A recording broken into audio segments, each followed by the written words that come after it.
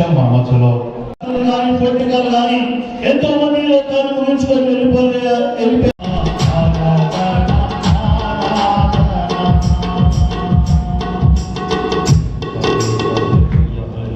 మంచిది ప్రార్థన చేసుకుందాం. మన మధ్యలో ధనికులైన ప్రజలందరికీ కలగబోయే సంతోషకరమైన వార్త అని పరిశుద్ధ గ్రంథములో చక్కగా రాయబడి ఉన్నది. దేవుని నామానికి స్తోత్రములు కలుగును గాక. 11వ వచనములో రాయబడిన మాట ఏంటంటే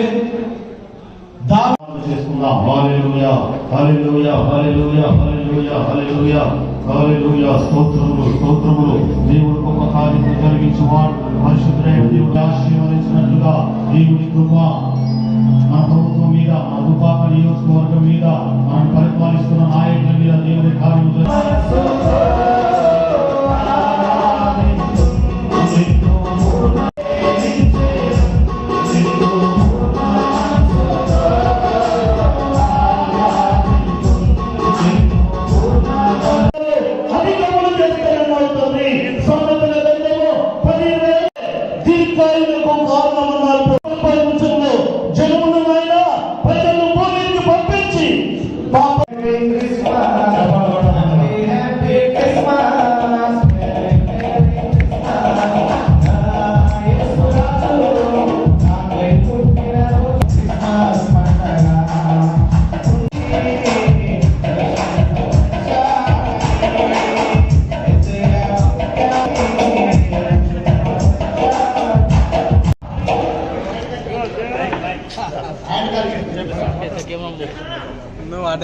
అదే ఇటు ఇటు ఇటు పాస్టర్ గారు ఒక్కసారి జరుగురి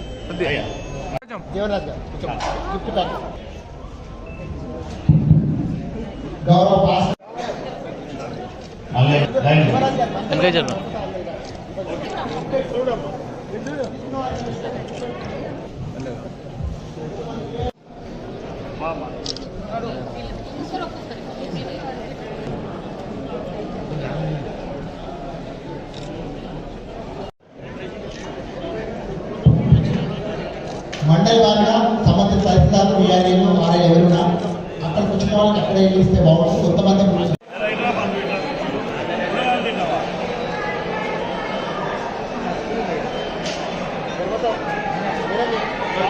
పెట్టడానికి రెడీగానే ఉన్నాం కానీ మేము ఇష్టం ఉన్నదే తింటాం. ముఖ్యమంత్రి గారు అన్ని పండుగలు అందరం చేసుకోవాలనే ఉద్దేశంతో హిందువులకి, క్రైస్తవులకి, ముస్లింలకి వాళ్ళు జరుపుకునే పెద్ద పండుగలకి కానుకలను ఇస్తూ ఏది జరిగినా పేదవాళ్ళని దృష్టిలో పెట్టుకొని మన ప్రభుత్వం ముందుకు పోతుంది. శ్రీమంతుల ఇంట్లో, పెద్దవాళ్ళ ఇళ్లలో రోజు పండుగ ఉంటుంది.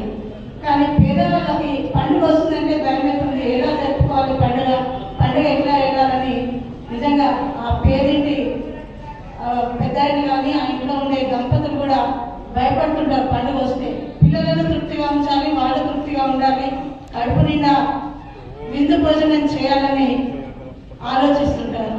దాన్ని దృష్టిలో పెట్టుకొని మన ముఖ్యమంత్రి గారు మన పెద్ద పండుగలకి కానుకలను ఇస్తూ, హిందువులకైతే బతుకమ్మ దసరాకి, ముస్లింలకైతే రంజాన్కి, అదే తరహాలో మన క్రైస్తవ సోదరులకి క్రిస్మస్ పండుగ వచ్చిందంటే వాళ్ళకి పేద ఇంటి ఆడపడుచులకి, అదేవిధంగా ఆ దంపతులకి కొత్త నూతన వస్త్రాలను ఇస్తూ, కానుకలుగా ఇస్తూ, పేదింటి వాళ్ళందరూ కూడా పండుగ సుఖ సంతోషాలతో జరుపుకోవాలనే ఉద్దేశంతో ఈ కానుకలు రాష్ట్ర వ్యాప్తంగా, నిజంగా దేశంలో ఏ రాష్ట్రంలో కూడా ఇలాంటి సంస్కృతి సాంప్రదాయం లేదు.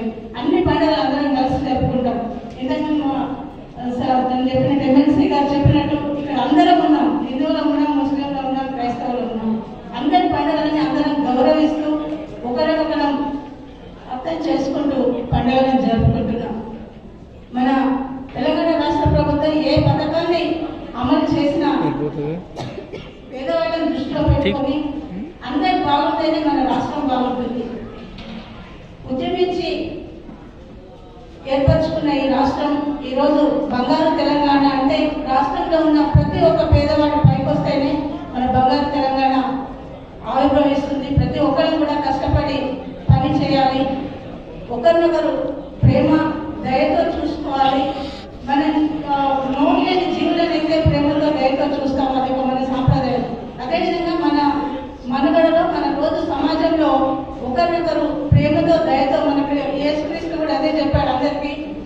వాళ్ళని ప్రేమతో దయతో చూస్తేనే మన సమాజం బాగుపడుతుంది, మనందరం కూడా బాగుపడతాం. ఇంకా అదే తరహాలో మనందరం ఈ డిసెంబర్ నెలలోనే కాకుండా మనం జీవించుకున్న మొత్తం కాలం అంతా కూడా ఒకరితోనొకరం ప్రేమ పంచుకొని దయ పంచుకొని కలిసిమెలిసి ఉండి మన రాష్ట్ర అభివృద్ధికి, మన జిల్లాల అభివృద్ధికి, అదేవిధంగా మన కాన్స్టిట్యున్సీ అభివృద్ధికి అందరం కూడా కలిసిమెలిసి